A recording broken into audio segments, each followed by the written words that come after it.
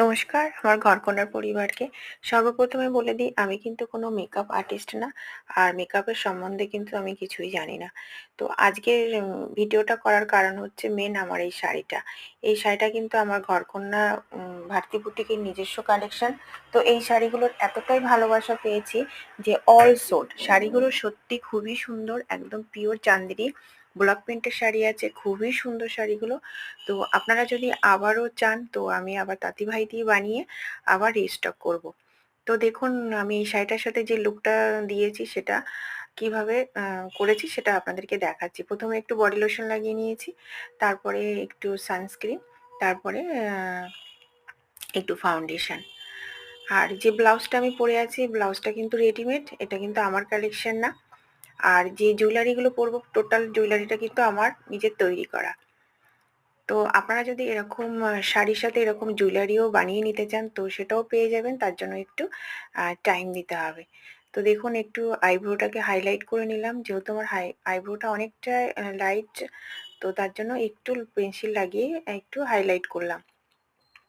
Lipstick আর কাজল কিন্তু আমার খুবই ফেভারিট।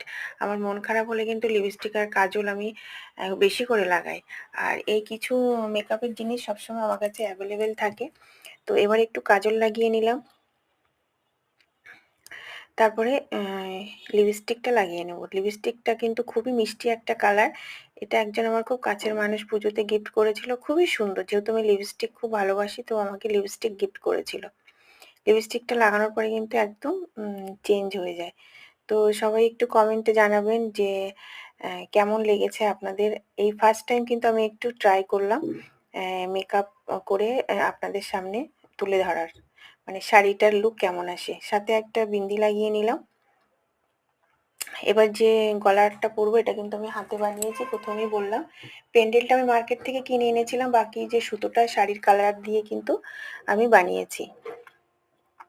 আর যে কানেরটা আমি পরছি এটা কিন্তু টোটালি আমার নিজের বানানো। এটা গাত্তা কেটে ওটাকে কাপড় দিয়ে কিন্তু এরকম ভাবে বানিয়েছি। আমি কিন্তু সত্যি মেকআপের কিছুই বুঝি না। যেমনভাবে আমি রেডি হই, আমি লাইভ করি, যখন লাইভ করি তখন কিন্তু আমি এই কটা জিনিস দিয়েই কিন্তু মেকআপটা করি। যে চুড়িটা পরলাম ওটাও কিন্তু আমার নিজের তৈরি।